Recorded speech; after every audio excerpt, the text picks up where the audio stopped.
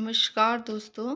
आज का जो वीडियो है, मेरा एक विद्यार्थी है जो मुझे लगातार मैसेज कर रहा है और पूछ रहा है कि इम्पोर्टेंट टॉपिक मैडम बता दो। बेटा, यदि आप देख पा रहे हो तो यही आईडी है शायद आपकी। आपके मैसेज से मैंने कहा कि ये सही तो कह रहा है कि अब देखो, जो पेपर होने वाला है उसमें जो ये 26 अप्रैल का पेपर देकर हटे हैं, ठीक है, जिन्होंने एमपीपीएससी का ये जो 26 अप्रैल को पेपर हुआ है, उसके बाद अब ये असिस्टेंट रजिस्ट्रार की तैयारी कर रहे होंगे, क्योंकि ये है कि पार्ट ए उनका कंप्लीट है, बस उन्हें पार्ट बी पढ़ना है। पार्ट ए तो उनको इतना कंप्लीट है कि 50 में से 50 कर लेंगे कुछ विद्यार्थी। तो आज का ये जो वीडियो है, मोनू के कहने पे मैंने बनाया है कि मैडम इम्पॉर्टेंट टॉपिक बता दो जो उन विद्यार्थियों के लिए भी बेनिफिशियल होगा जो अभी एमपीपीएससी का पेपर 26 अप्रैल को देकर हटे हैं और जो सोच रहे हैं कि रजिस्ट्रार का पेपर भी हम दे दें, पर जिनको आइडिया नहीं है कि पढ़ना क्या है एग्जैक्टली। ठीक है, तो ये पेपर मैंने इसलिए रखा है बच्चों, 2022 का पेपर है। 2018 में भी एक पेपर हुआ था इसी का, उसके बाद 2022 में हुआ था और अब हो रहा है। तो जो 2018 वाला पेपर था वो बिल्कुल पुराने पैटर्न पे था, ठीक है।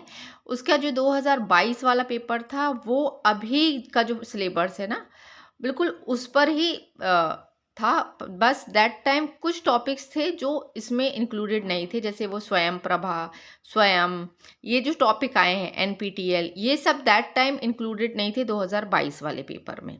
बाकी सिलेबस में कोई खास परिवर्तन नहीं आया है, तो चिंता करने की कोई ज़रूरत नहीं है। ये मेरे पास 2022 का पेपर है जो मैंने उस टाइम पर दिया था, ठीक है। और इसी पेपर के आधार पर मैंने एनालाइज किया है बहुत अच्छे से कि किन यूनिट्स को हमें बहुत बहुत बहुत अच्छे से पढ़ना है, किन यूनिट्स को हमें पढ़ना तो है पर उतना भी नहीं कि बिल्कुल उसके पीछे खो जाना है। आज हो गई कितनी, 29 अप्रैल, मुश्किल से अब 15 दिन बचे हैं, ठीक है, कैलकुलेट करें तो बिल्कुल एक एक दिन को गवाओ मत। जिनकी पार्ट ए बहुत अच्छे से तैयारी है, पीएससी का जो अभी 26 को पेपर देकर हटे हैं, खासकर ये वीडियो उन बच्चों के लिए है जिनके पास बिल्कुल 15 दिन ही है, ठीक है, जिन्होंने कुछ भी नहीं पढ़ा है।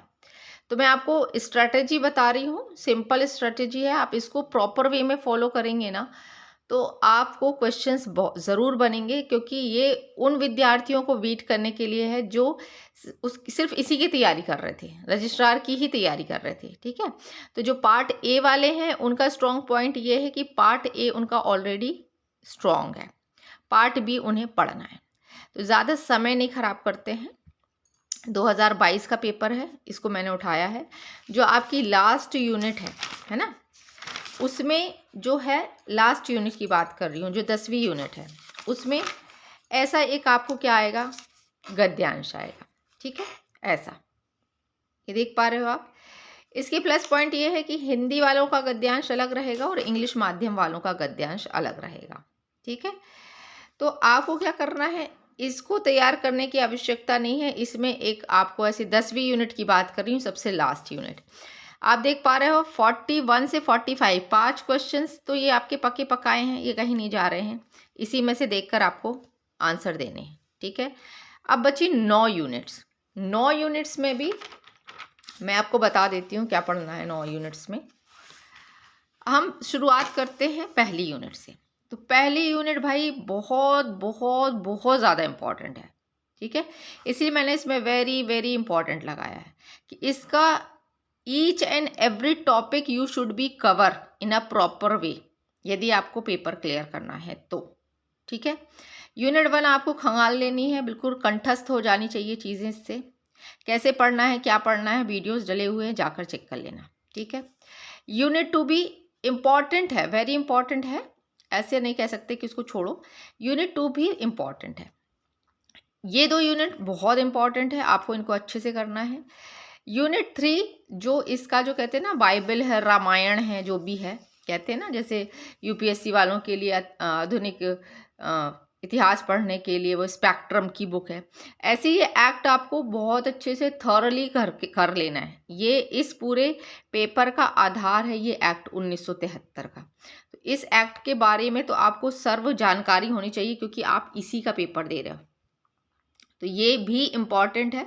1 2 3 ये 3 यूनिट्स आपकी कहीं नहीं गई। यदि आपने ये 3 यूनिट बहुत अच्छे से कर ली तो पेपर का समझ लीजिए आपने 70% कवर कर लिया, 70% कवर अप हो जाएगा यदि आपने ये 3 यूनिट अच्छे से कर ली। अब आते हैं हम चौथी और पांचवी यूनिट। तो चौथी यूनिट में भी यूनिट 1 का ही पार्ट है, ये ऑलरेडी आप पढ़ कर आए हो, ठीक है। आप मिला लेना सिलेबस से। यूनिट 4 में वही टॉपिक दिए हैं जो यूनिट 1 में है, तो ये ऑलरेडी कवर्ड है। यूनिट 5 में यूनिट 3 के टॉपिक दिए हैं, ऑलरेडी कवर्ड है ये, ठीक है। तो ये 2 यूनिट तो आपकी इससे कवर हो गई 1 और 2 से। आ जाते हैं हम 6th यूनिट पे। 6th यूनिट पे फाइनेंस करके है, उसमें सिर्फ आपको अच्छे से क्या करना है, एमपी स्टोर परचेज 2015, इसको बहुत अच्छे से कर जाना है, ठीक है। यही एक मुख्य टॉपिक है यूनिट 6 के लिए। यदि आप अच्छे से करने की कोशिश करो कि 15 दिन में मैं क्या करूं क्या छोड़ूं, तो इसको ज़रूर करके जाएं, इसको बिल्कुल भी ना छोड़ें। MP store purchase 2015। 7वीं यूनिट इम्पॉर्टेंट नहीं है, आपको मैं बता देती हूँ, मिला के 2 से 3 क्वेश्चन बनते हैं। कुछ क्वेश्चन तो बिना पढ़े ही मैं आप कर लोगे, तो 7वीं यूनिट के पीछे भागने की ज़रूरत नहीं है। Not important to be very honest. उसमें टीचिंग एप्टीट्यूड है, रिसर्च है, तो इन सब के मुश्किल से 3 से 4 क्वेश्चन मुश्किल से आते हैं। और कुछ क्वेश्चन तो इतने कॉमन सेंस पे आधारित होते हैं कि आपने नहीं भी पढ़ा है ना तो भी आप उसको कर लोगे। फॉर एग्जाम्पल मैं आपको बता दूं, यदि टाइम है तो पहले मैं ये पूरा कर लूँ, उसके बाद बताती हूँ, ठीक है। 7वीं यूनिट भी 7 होगी। 8वीं यूनिट बहुत ज़्यादा इंपॉर्टेंट है। 8th यूनिट जो है वो बहुत बहुत बहुत इंपॉर्टेंट है। 9वीं यूनिट एमपीपीएससी के जो पार्ट ए है उससे रिलेटेड है, उसमें सारे कमीशंस दिए हैं। तो जो बच्चे एमपीपीएससी की तैयारी नहीं कर रहे थे और जो सिर्फ असिस्टेंट रजिस्ट्रार को दे रहे हैं, तो 9वीं यूनिट बहुत ज़्यादा ज़रूरी है। कमीशन सारे पढ़कर जाना, कमीशन से रिलेटेड क्वेश्चन आते ही हैं पेपर में, कहीं नहीं गए कमीशन। कमीशन में भी बता दे रही हूँ, अनुसूचित जाति, जनजाति, पिछड़ा वर्ग, अल्पसंख्यक, मानवाधिकार, ये की मैंने आपको बता दी है कमीशन।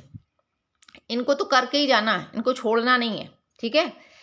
यूनिट 10 में आपको बता चुकी हूँ कि कैसे क्या आनी है। वीडियो यदि बीच में बंद हो जाए तो पहले ही रिक्वेस्ट कर दे रही हूँ कि यदि आपको वीडियो बेनिफिशियल लगा हो, जो फर्स्ट टाइम विजिट कर रहे हैं वो चैनल को सब्सक्राइब ज़रूर करें, और जो मेरे पुराने सब्सक्राइबर्स हैं उनसे मेरी हम्बल रिक्वेस्ट है, कमेंट करके ज़रूर बताना कि ये थोड़ा बहुत फ्रूटफुल था कि नहीं।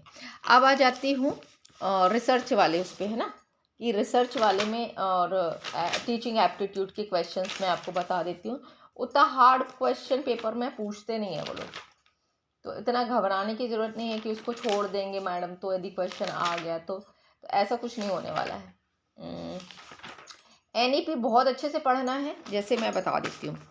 ये देख रहे हो, शिक्षण प्रक्रिया में क्या शामिल नहीं है, ये टीचिंग एप्टीट्यूड का सवाल है, ठीक है। ये टीचिंग एप्टीट्यूड का सवाल है, कौन सा एक छात्र ग्रेडिंग का आवश्यक पहलू नहीं है, ये टीचिंग एप्टीट्यूड का। रिसर्च में ये डिलीटेड क्वेश्चन है, मुश्किल से 3 से 4 क्वेश्चन आते हैं, बस ये 4 क्वेश्चन मुश्किल से आए थे।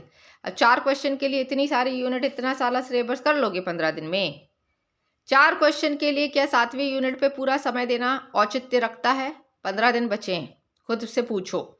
ये 4 क्वेश्चन आपके समक्ष रख दिए हैं मैंने, यही 4 क्वेश्चन आए थे और एक ही आया